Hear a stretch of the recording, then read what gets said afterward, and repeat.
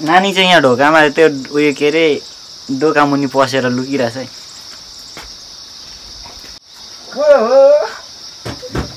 गोठाला जाऊँ।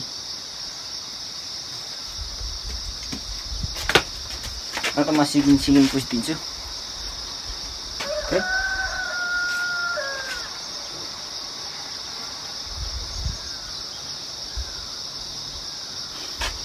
अब हामी बाबु छोरी गोठाला जानुपर्छ ल।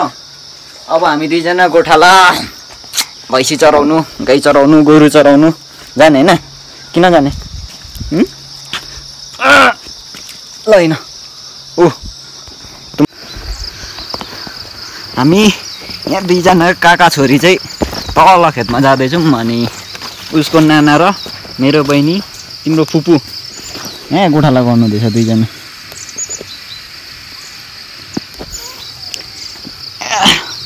हामी दुईजना झर्दैछौँ काका छोरी। टुन्टुली टुन्टुली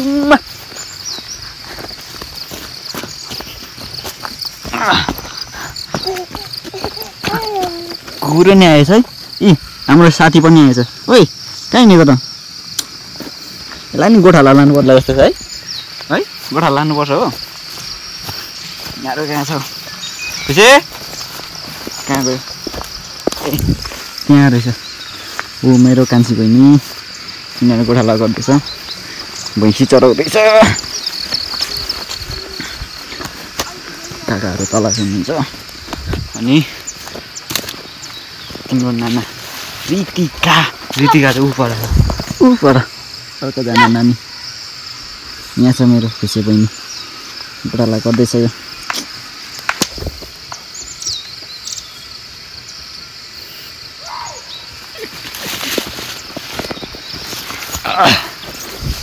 कतिखेर बान्ने?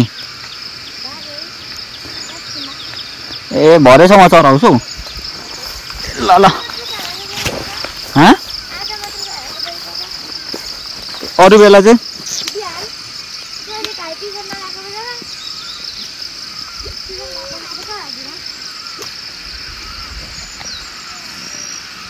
हाम्रो गाउँ देख्न सक्नुहुन्छ। यस्तो दामी लाइटिङ भयो त त्यहाँनिर त। अनि यता छ घर यता छ भर्खर मकै फल्दैछ। यहाँ बस डोली मेरो हातै गल्यो मकै फल्दैछ है मकै। नहेर मलाई त्यसरी माया बस्ला है बेसरी होइन? के कसो पुन्टु? के कसो? ल म उता जानु दिदिनँ। त्यहाँ छ रहेछ पुन्डुलीलाई पो त्यहाँदेखि भैँसा गोठाला राख्नु पर्ला जस्तो छ। जाने भैँसा गोठाला गर्नु जाने? ऊ कान्छीले गर्दै रहेछ।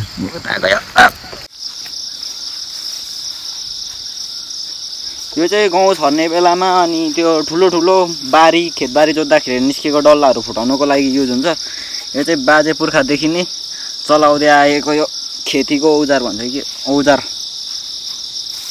गोरु लगाएरी तान्नुपर्छ यस्तो हुन्छ। यो चाहिँ फुल बडी यहाँ हेर्नु यसको।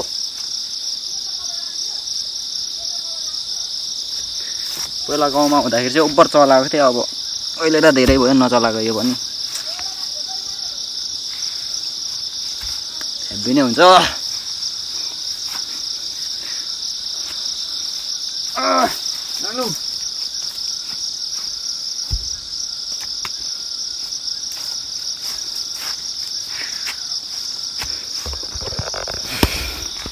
अहिले चाहिँ गाउँमा कतै चाहिँ मकै फल्नु पनि थालिसकेको छ। यो चाहिँ धान रोप्ने ठाउँ हो, त्यही भएर अलिक छिटो रोपिन्छ। यस्तोमा चाहिँ यिनीहरू चाहिँ फल्नु थालिसकेछ। बारीको चाहिँ सानो सानै छ, भर्खर गर्नुहुँदैछ। यहाँ छ बारीको धनी मान्छे। ओ धनी मान्छे कहाँ हिँड्नु गाह्रो तिमी? औ